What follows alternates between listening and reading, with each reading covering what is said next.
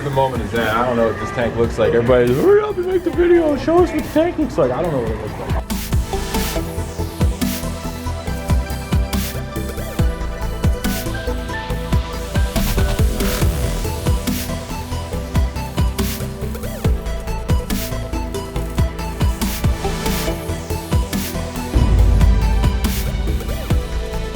What's up, fish tank people? Dustin's Fish Tanks bringing it to you on a Sunday, baby. How's everybody doing? I hope you're doing well. Today's video is the final look in the 4-part video series about the Mekong tank that's 900 gallons I did up at the Newport Aquarium. I'm going to talk about the initial fill, the second fill, the good, the bad, the algae, and we're also going to show you some fish. Let me just back up for just a second here, okay? Imagine if you were in my shoes for just a minute. Take the best aquarium you've ever set up, something that you're most proud of, the best aquascape you've ever done, and then not get to see it every day when you wake up. Yep, it's killing me not to easily go and see this aquarium. It's 75 miles away, and it's not an easy trip to simply go up and make all the time. Naturally, of course, I am in the middle of the largest project I've ever taken on in my entire life. More about that in the greenhouse saga. So I set up this tank in 1 or 2 days and basically turned over the keys to the Newport Aquarium and said, hey, see you later. Now, who's gonna be better at working on the aquarium that I set up with the plants that I know in the style that I do? The answer, not the Newport Aquarium. The answer is me. Let me unpack some of the things that could possibly go wrong with this aquarium and some of the things that did actually go wrong. The first thing that I want to unpack is the decaying plant matter. Yes, I shook off most of the plants before I put them in the aquarium, but plants will always have some sort of an adjustment period. One of my concerns is there being a little bit of ammonia spike with the loose decaying plant matter in this aquarium. The second thing I want to talk about is tannins in the water. What about that oh so beautiful driftwood that I put in there? As I mentioned in last week's video though, I forgot to soak this in my pond prior to putting it into that aquarium. It might give the water a brownish color. Now, I've never used rocks like these before. You can see here I started to fill it up and a massive cloud started to form. This was not an expected thing. Someone made a comment in last week's video, and I'd love to get your comments on this aquarium down in the comments below. They said, why do you drain it and fill it so much? Well, one of the concerns that we have is this is a 900 gallon aquarium and the cap leaking in the substrate. You see, this is a 4-foot deep tank. If the cap leaks, it's not exactly a reach your hand in, throw a little bit more gravel on and move on situation. This is a drain it, let's get in there and fix it problem in an aquarium that can't exactly look not great because they're open every day of the week. There's another little something that I want to talk about here. Algae. Look, I'm not gonna lie to you folks. You've had algae, I've had algae, we've had algae. And I'm lighting a 900 gallon aquarium with the most insane lights I've ever used on any of my own personal aquariums. And I'm using not 1, not 2, but 3 of them. Algae is a minor concern. Additionally, this place is open from 10 to 6. They have 8 hours a day of external light coming into the aquarium as well. You can't exactly do a blackout on this tank if something is heading the wrong way, and we are driving Ferrari lights, if you will. And finally, there's an adjustment, there's a feel, there's kind of an intrinsic thing that I can see when I look at an aquarium of mine that I've set up that I know where adjustments need to be made. Is there a little bit of algae forming on that rock? Is there more water flow needed? Should we add oxygen to this tank? Is it lacking certain nutrients? These are just adjustments that I see on the fly that I can't easily forelay into someone else's brain. I'm the one who set up this aquarium, not them. Everybody wants me to show them the end of the Mekong tank. This is for the next one. Oh, tank and eagle looks great. Oh, wow. Nice. That's a great redo. You got more prawns? Oh, yeah, the original prawns? Wow, look at the Eurypters. Oh, man. Those compressor traps are sweet. Did you get new fish in here too? No, those are all the original fish? Actually, the Rockscape is way better. All the Bashardi are out. Bashardi are out? They took those out because they overpopulate and everybody else, they take up too much space. Wow, dude. The scape is way bigger and way more out now. That looks way better. No, the shimmer look adds a lot. Like 2 days later with breeding behavior. Really? That's a tight tank. Yeah, they do. The frontoses are now a centerpiece. Out. Yeah, they feel more secure because there's more around them. So this is the moment is that. I don't know what this tank looks like. Everybody's, hurry up and make the video. Show us what the tank looks like. I don't know what it looks like. Oh, man. Nice, man. Keeping All the right. tannins. Keeping the You tannins. keeping the tannins? Oh yeah. Wow. Man, it looks different than I imagined it would. Yeah. It looks way different. Yeah, we got It's high growing. the high grows. This is The food. high grow red is gone. It's gone. Completely gone. Oh no. High grow cordata red is not there. It just all disintegrated. Oh my lord. What on earth?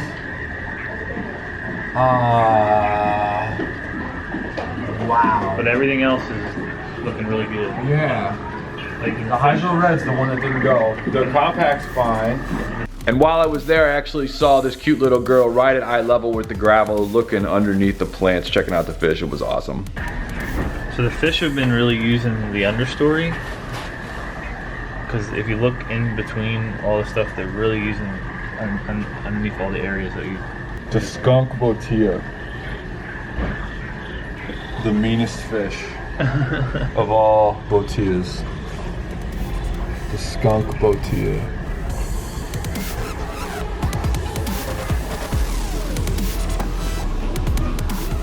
It's the first time I've seen it in a while. Since New Year's Day. It's been 60 days. Wow, so the only survivor was it looks like something's picking. Because they're up on the ends or... And the Tia may have been some of the issue, because they're like right around all the rock. Like right around, they nibble on all the edges. There's 3 species of Tia right there. That's a fat botia right there. And it's still growing. But it's thin, right? Yeah. But this area down here, like look, just watch the interaction of the animals down here. Like that's what I will limit. Like all under the understory, the areas where fish feel comfortable, they get together. When the fish first went in and that red was up there, the scissor tails were like 300 of them just hanging in it. It's literally, it was amazing. Now this is down here. I'm gonna try something up there with that red plant, because that's like the top. That is the plant eater right there, Mr. Red-tailed. That monster in there. He's a Do you see him? I just see he'll come back out. And just for the record, I had absolutely nothing to do with the fish selection here, but I do love how our friends at the Newport committed to doing a large school of small fish in a large tank. I think it works really well, but I'd love to get your feedback on this. What do you think about the fish selection? What kind of fish would you put in a Mekong River tank? Please drop me a note in the comments on your thoughts on the fish selection. Happy to see all the plants. Center of the plant is growth. Whatever happened underneath is gone. This has a 2 halide on it right now. We can grow a 3rd.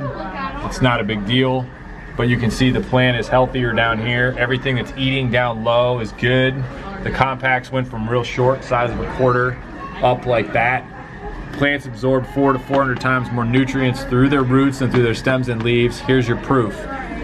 Lower light, bottom of the tank. Come up here and look at the high grow cordata red. Now something may have eaten it. It's not feeding at its roots like it should. Now to be fair, that's all harder to keep. That's not a species, that's not the same comparison of like same species, but that plant got a little bit beat up, but I've got a technique that I'm gonna do in there to get them more root nutrients there. But it's still alive. It's just not the way it is, and we want to bring that on back. But we can do that. The Hygrophila deformis growing wide and leggy shows we can get more light will just punch all these to a more compact thing. And now the tank can handle more light. I like that they did less light initially, and now they're going to go up to, we're going to talk to them about going to 3 lights, which was the plan. Early on we didn't want to do 3 lights because it'd be too much algae, but now it's a go. And if you can catch the botias on the log, that was covered in algae. You can see the clip here, that was covered in algae. That's now cleaned off naturally by a bunch of cool little, they're mean fish, but they seem to be all right in here. The skunk botias. Click the links around here, check out the video of that fish. Watch his personality, watch how he chases everybody. That's how he is. Look at him, it's a punk. The punk skunk botia. That dude, chasing everybody. It's what they do, but they chase Daniel, so it doesn't matter. What's the regimen of routine? 10%? Yeah, 10% water change minimum per week, but the fish are fed probably three or four times a week. Wow. So, you know, with all that mountain there, and Love the Danio. Turned out nice. yeah, she's going. Our carrier's going after white clouds. She went to the school of white clouds in there. She'll start thinning out some of the Danios to go to the white clouds. Thinning out the big Danios or the little Danios? The bigger Danios. Yeah. Stay with the smaller species because I think it's, in this area it's better, more impactful to see numbers. I agree. And this is why I love working with the Newport Aquarium. We are on the exact same page when it comes to talking about a ridiculous amount of small fish in a large aquarium for a big impact. I'd love to see like, you can see like the small Danios hang at the top, the giants are in the middle, the white clouds will hang like up the side, and the scissors will hang down here. So you'll have like 3 different trophic levels of species. And then the gouramis will start coming in too. Check in the gouramis. They're the last we'll add to this. I forgot about the gouramis. And I hope you enjoyed this 900-gallon series. We had an absolute riot setting it up. And maybe there's something we missed. Maybe there's more you want to know or something that I didn't cover quite enough you'd like to know. So do me a favor, drop me a comment on what you think about this. Also, make sure you hit the subscribe button because you can see this wall right here. This is actually where I'm going to be doing their new Freshwater Falls exhibit coming around in April. We've already started prepping plants for that. Hit the subscribe button, like button, share if you care, and tank on, folks.